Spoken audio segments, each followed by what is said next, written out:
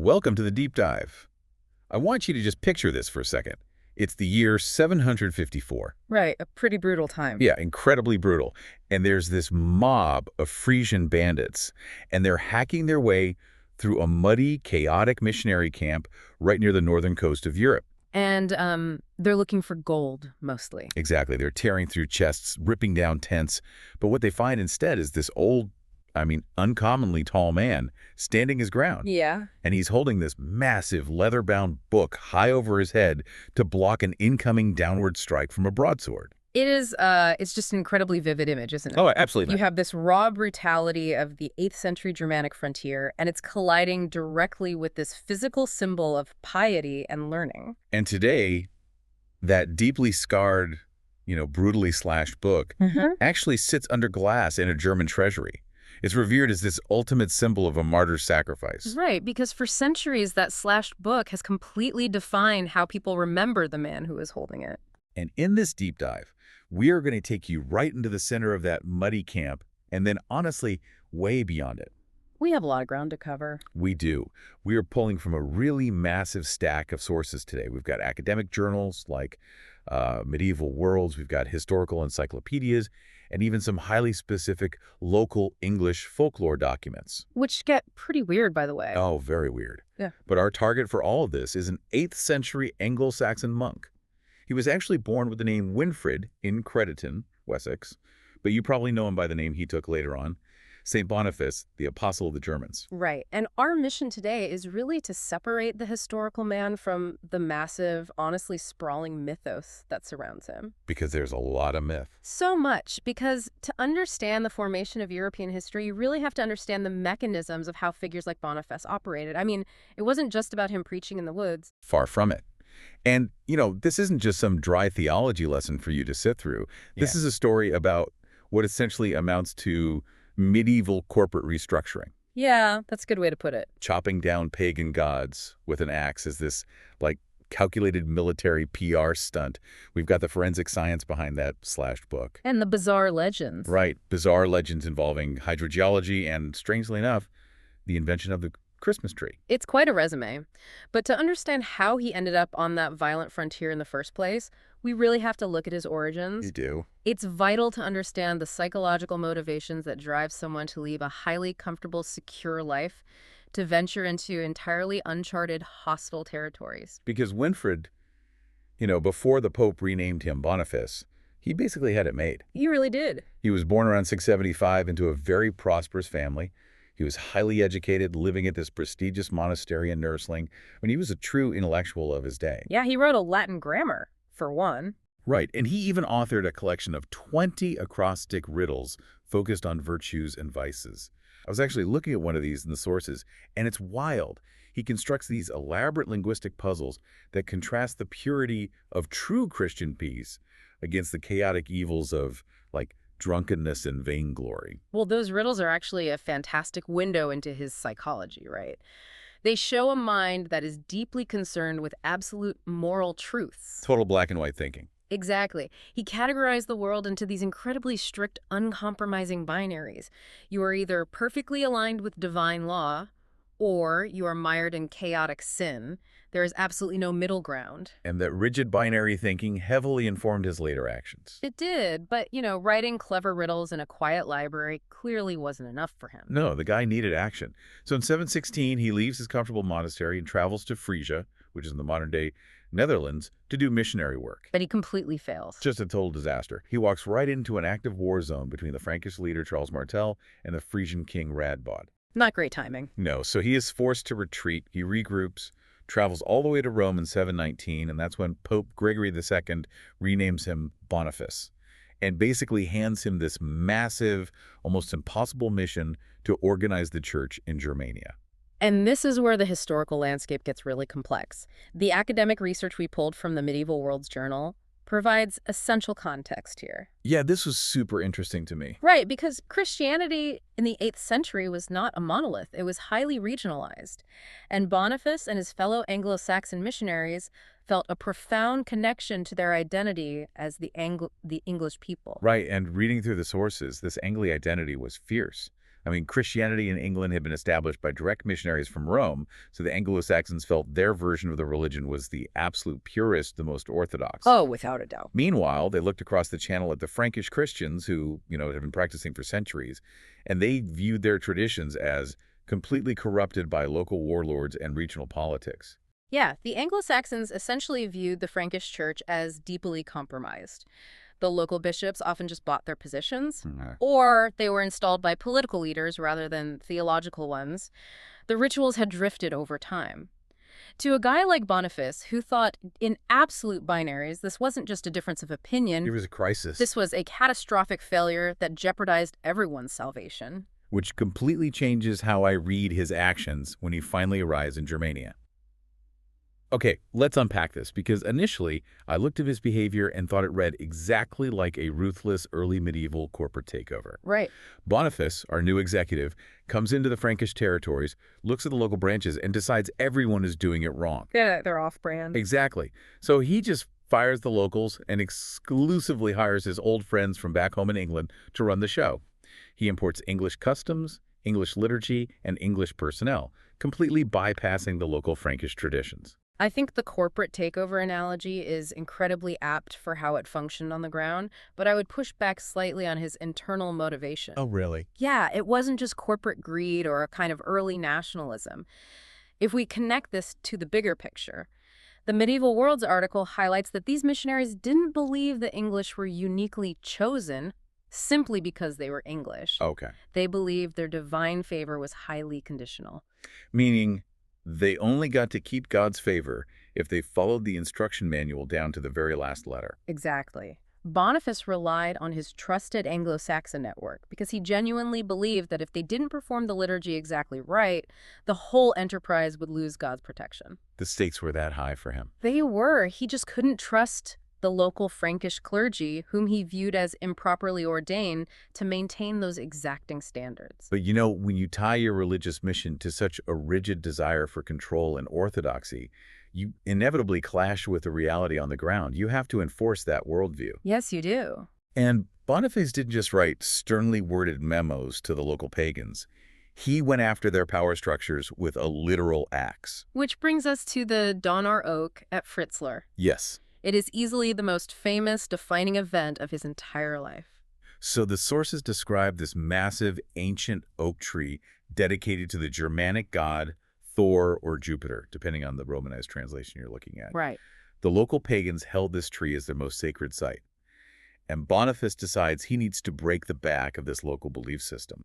So according to his early biographer, a man named Willibald, Boniface just takes an axe and starts hacking into this colossal sacred oak. And then, miraculously... Right, a sudden gust of wind just blows it over. And the pagans are standing there, fully expecting Thor to strike this arrogant monk down with a bolt of lightning. But nothing happens. Nothing happens. Their worldview shatters, and they all convert to Christianity. It is a masterful narrative of spiritual triumph.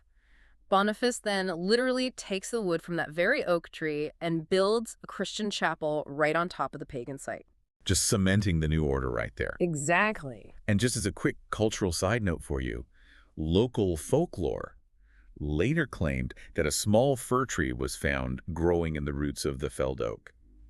Boniface supposedly claimed that evergreen as a new Christian symbol of eternal life, which is why some traditions actually credit him with the invention of the Christmas tree. It's a wonderful legend. It really shows how deeply his actions permeated local folklore over the centuries. Yeah. But if we look at the historical realities of that event, the context paints a very different picture of how he actually achieved this. Yeah, this completely changes my whole read on the guy, because the traditional narrative presents him as this lone, brave hero marching into the dark woods armed only with an axe and his faith. Right, the Lone Ranger. But reading the historical encyclopedias, he was actually operating under the explicit physical protection of Charles Martel, the incredibly powerful Frankish ruler. Yes, he was. The Carolingian dynasty was expanding its empire, and they had a massive military fort at Brureberg, right near the oak. So Boniface wasn't a lone ranger at all. He was a general moving with an army at his back. The presence of the Frankish military fundamentally recontextualizes the entire event, and Boniface was highly pragmatic about this reality. We actually have a letter he wrote to a friend back in Winchester, explicitly stating that without the protection of the Frankish ruler, he could neither defend his clergy nor prevent idolatry. Wow. He was fully aware that his spiritual authority was underwritten by Carolingian swords. So he marches up to the sacred tree knowing full well the local pagans probably aren't going to attack him because doing so would bring the wrath of the nearby Frankish garrison down on their heads. Exact. It's a highly publicized, calculated PR stunt. I would argue it was both a PR stunt and a genuine act of spiritual warfare. To Boniface, the spiritual threat was just as real as the military one. He likely believed that if Thor was real, a lightning bolt was a distinct possibility. Fair point. But you are entirely correct that the political backing made it possible, and it was a mutually beneficial arrangement. For Boniface, he violently eradicates a major center of paganism. For the Carolingian rulers, tearing down the sacred symbols of the Saxons weakens the cultural and religious cohesion of their geopolitical rivals. It was a theological victory achieved through raw imperial leverage. Precisely. But when you tie your religious mission so closely to an expanding military empire, you make yourself a political target. The locals aren't just seeing a missionary anymore, they are seeing an agent of the Frankish state. Yes, they are. And when Boniface finally loses that military umbrella years later, the bill for those aggressive tactics comes due. Which takes us to the year 754, returning to the scene we described at the very beginning of the deep dive. Boniface is an old man now, roughly 79 years old. And he decides to return to Frisia, the site of his very first failed mission, to continue his work. He is camped near Dockham with a retinue of 52 companions, waiting to confirm a group of new converts. But instead of converts, that mob of armed Frisian bandits attacks the camp. Boniface and his entire company are massacred. The bandits ransack the chests expecting Frankish gold, but they are bitterly disappointed. They only find books. Right, and this brings us back to the Regendra's Codex, the book currently held in the treasury of the Fulda Cathedral. The traditional myth, which is often called the Schutzhypothesis or protection hypothesis, claims that Boniface held this book over his head to shield himself from the fatal blow. It became the defining image of his martyrdom, the man of letters attacked by the men of violence. But here's where it gets really interesting. When you actually look at the physical evidence, the logistics of this protection myth start to completely fall apart. They really do. The sources suggest Boniface was unusually tall. So if a tall man is holding a heavy book horizontally over his head to block a downward sword strike, the specific angles and depths of the parallel cuts on the Regendra's Codex just don't make sense physically. No, the blade would have had to travel in an incredibly awkward, unnatural trajectory. Right. It just doesn't add up. Well, what's fascinating here is that modern forensic analysis has completely upended the traditional legend of that book. First of all, let's look at the text itself. The early myths claimed he held up a gospel defending the literal word of Christ. Sure, that makes for a great story. But the Regendra's Codex isn't a gospel at all. Really? No, it's a collection of texts on exegesis, which is essentially a highly academic manual on how to critically interpret scripture and anti-Arian writings by figures like Ambrose and Isidore of Seville. Wait, I actually had to look up Arianism to understand this. It was a rival theological faction that debated the exact nature of the Holy Trinity, right? That's right. So, to put this in modern terms, imagine a corporate executive dying while using a dense 600-page tax law textbook as a shield rather than like a heartwarming motivational poster. It's an incredibly dry, technical manual. Precisely. It was a working tool for enforcing that strict orthodoxy we talked about earlier. But the physical damage to the book is even more revealing. In 2012, researchers conducted an extensive investigation of the codex. And the science they use here is fascinating. They use a technique called X-ray fluorescence. Yeah, which allows them to analyze the elemental composition of materials without destroying them. Right. And when they scanned the deep cuts in the leather and the parchment, they found distinct deposits of iron oxide, which is rust. Yes, those rust patterns perfectly matched the dimensions and decay of a 9th century iron nail. Wow. The researchers concluded that a massive nail had been driven completely through the book, forcefully pinning it to something solid. Which radically changes the story. Yeah. If a nail was driven through it, it means the pagan bandits didn't just hack at him while he was holding it. Not at all. The current working theory among historians is that after killing Boniface, the pagans took this heavy, incomprehensible symbol of his Christian faith and purposefully nailed it to a tree. It functions as a ritualistic reversal. Boniface built his legacy by violently chopping down their sacred oak tree. So, in retaliation, they take his sacred text and violently nail it to a tree. It wasn't a desperate act of self-defense by a dying saint. It was a posthumous desecration by the local pagans, sending a very clear political and religious message back to the Franks. It is so visceral. It completely shatters that serene stained glass image of a gentle martyr holding up a Bible. It does. But that deeply damaged book isn't the only thing that survived him. Because after his death, this strange, elaborate footprint of physical locations and bizarre folklore spread all across Europe. He went from a historical man to a legendary myth almost immediately. Well, his followers understood the power of relics. His body was transported hundreds of miles back to central Germany, to the Fulda Cathedral. And over the centuries, that site grew to reflect the immense weight of his legacy. Yeah, it got huge. It culminated in an incredible Baroque cathedral designed in the 18th century by the architect Johann Dientzenhofer, which was actually modeled to echo St. Peter's in Rome. And Fulda housed some truly wild architectural spectacles. For over 300 years, the cathedral held something called the Golden Wheel. This was a massive medieval musical apparatus hanging high up in the nave of the church. It had 14 enormous rays, covered in 350 individual bells, designed to rotate and sound like the music of the spheres during major services. It must have been deafening. Probably. But in 1781, a massive hoisting cable snapped, and this giant golden wheel of bells came crashing down, just shattering on the stone floor. I've always found the golden wheel to be a striking metaphor for the sheer, unsustainable spectacle of the mythos built around Boniface. That's a great point. But his legend wasn't just confined to the grand, wealthy cathedrals either. It spread to the extreme, rural edges of his travels, manifesting in the landscape itself, specifically in the form of wishing wells. Yes, the wells. I love this part. At Dockham, which is the exact muddy field where he was murdered, a local legend popped up claiming that a crystal-clear spring miraculously bubbled out of the ground exactly where his horse's hoof got stuck in the mud. And then, way over in England, at Bonchurch on the Isle of Wight, there's another Saint Boniface well. The lore says he preached there at Pulpit Rock, way back in 710 AD. Which is quite a trip. Yeah, and for centuries, local seamen would actually lower their topmasts in reverence as they sailed past his well on the coast, and local youth would decorate it with flower chaplets on his feast day. It became a site of deep, localized superstition. People needed physical touchstones to connect with the divine, and these wells provided that connection. But my absolute favorite anecdote from the sources regarding these wells involves the hydrogeology of the Isle of Wight. Oh, the pensioner. Yes. In the 19th century, there was this old pensioner at Bonchurch who decided the town's wishing well wasn't deep enough. He wanted to improve the water flow, so he got a shovel and started digging it out.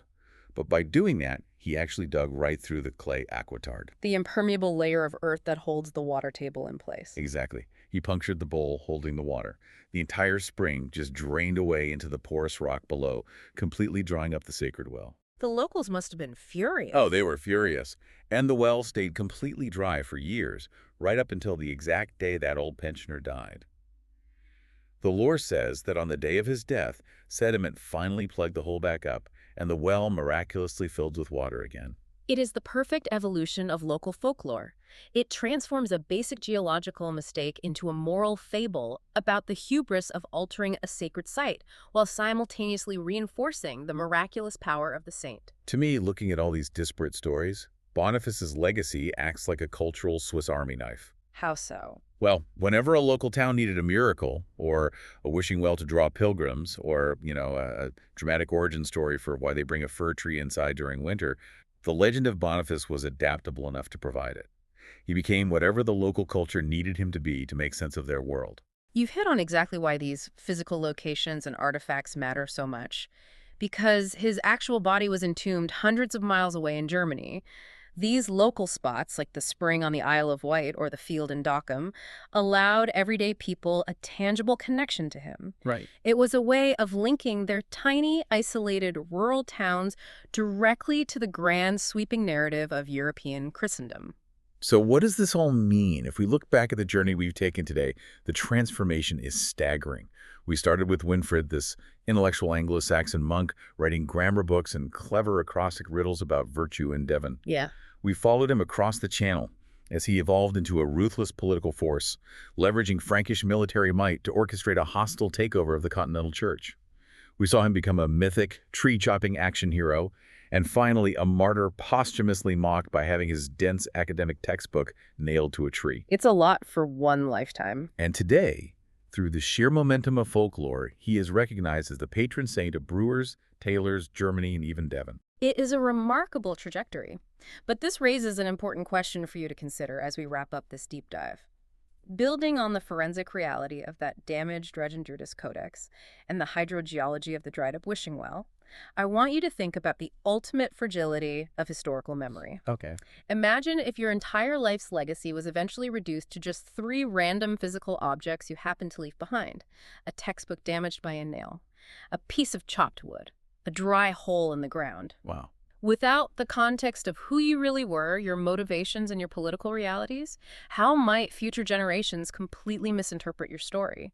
What elaborate, unbelievable myths and legends would they invent just to explain you? It makes you wonder how much of our own history is just people filling in the blanks with magic. The messy, physical truth, the rest of the pages, the military forts in the woods, the punctured clay aquetards, is always so much more fascinating than the polished stained glass myth. Thank you all for joining us on this deep dive into the life, death, and legends of Saint Boniface. Keep questioning the stories behind the history, and we'll catch you next time.